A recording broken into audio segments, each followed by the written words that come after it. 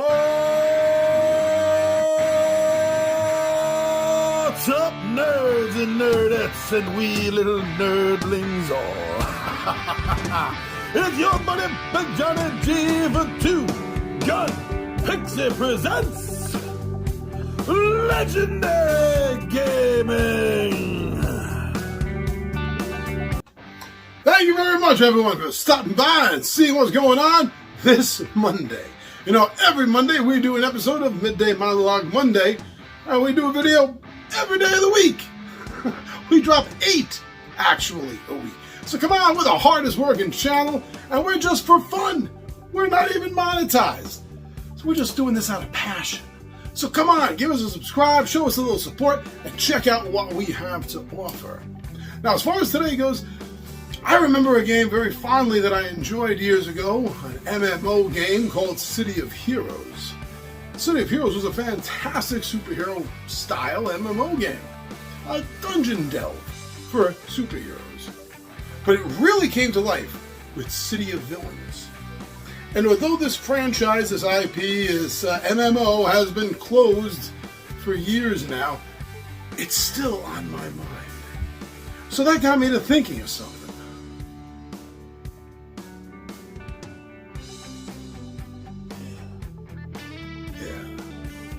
Why don't we go down to the table, and why don't we talk about the possibilities, what I foresee, and what you may want to put in the comments that you foresee for the possibility of a Marvel Villains card game.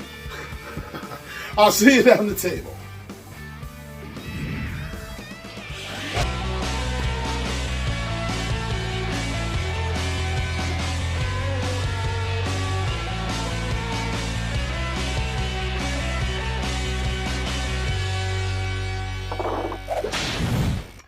I've been loving some of these games for the last few years that have been hitting the markets where we get to play the other side. Instead of just playing the heroes, we're getting to play the villains. We're getting to play the monsters. We're getting to play the bad guys. Now, this concept is not new. It's been around in gaming for a while. I remember back in the late 80s, was it, or early 90s, there was a reverse dungeon where you got to play a D&D game, but from the perspective of the dungeon dwellers, not the murder hobos.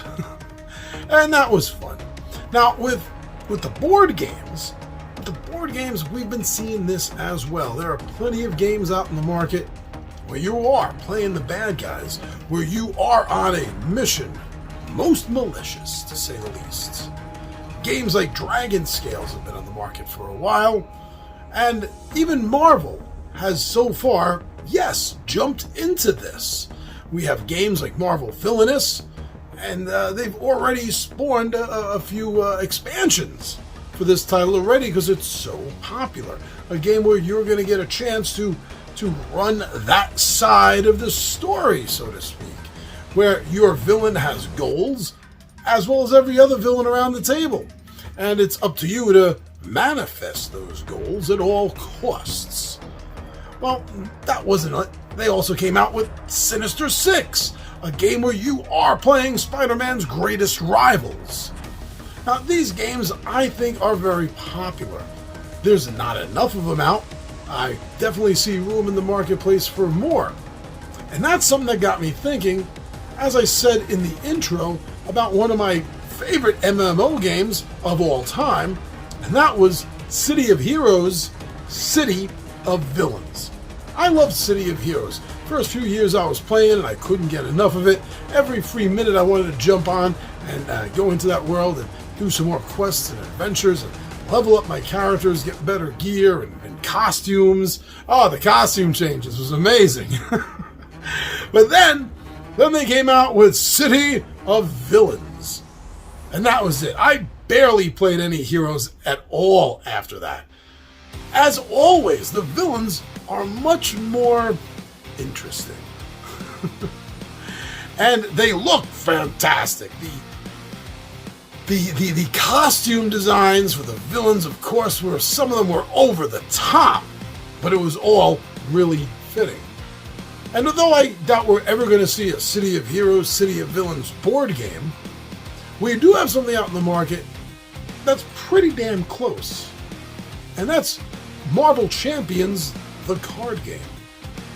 Now, thinking of this concept, and the fact, as I said, Marvel has done this already. They've already jumped into the deep end of the pool, both feet, so to speak, with creating and publishing villainous games. So why don't we continue this? Marvel Champions, the card game, is one of the hotter selling Marvel game products out there for tabletop gaming.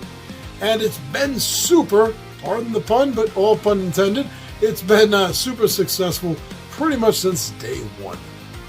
Now, they have one big core box. That's what they're going to need to do again. They follow that core box with 4 to 6 hero packs, a villain scenario pack, and then a small box expansion. And this is the same exact thing I would expect to see if Fantasy Flight Games wanted to make more money. If they weren't allergic to money and they were really looking for a way to pull more money out of my pocket and maybe your pocket as well, then they would definitely think about this. They'd definitely be doing this.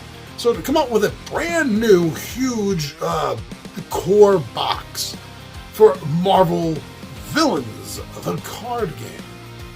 Now, I'm sure they would want to tweak some rules, add some things that they've learned along the way with Champions, but otherwise, I don't see the need at all to change things up. You want it to be interchangeable, so to speak, with Marvel Champions. But now, this game would come just like the core game does with the base hero set, right?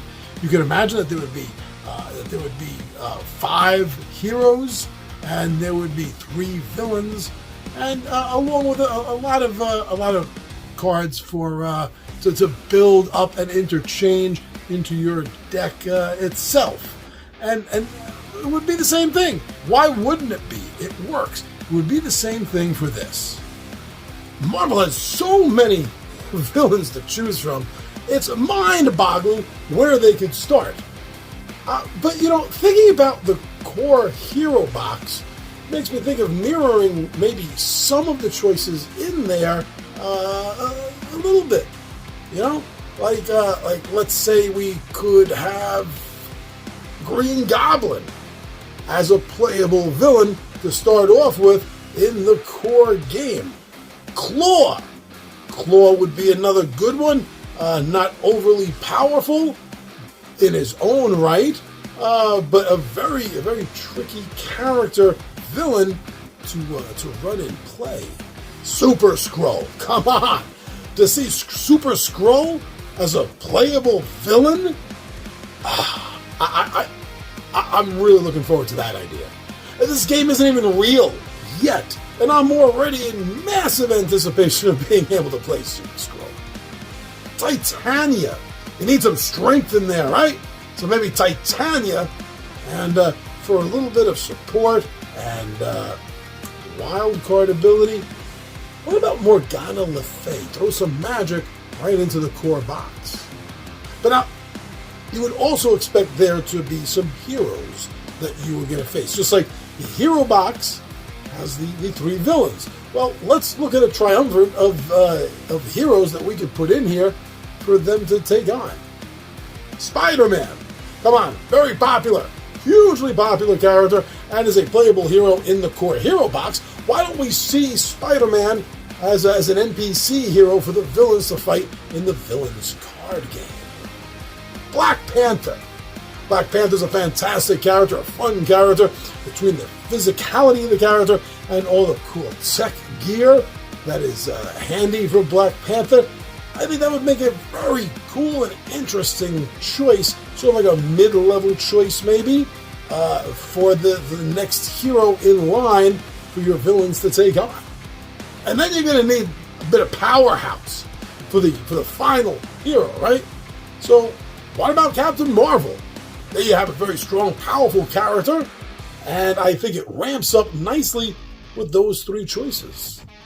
Make the whole game interchangeable, like I said up at the top, because then that would allow you to mix and match between the 2 games.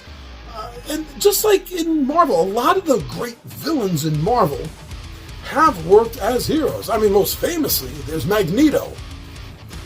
On a more selfish level, you have Doctor Doom that has sided with the heroes and worked against greater evils before.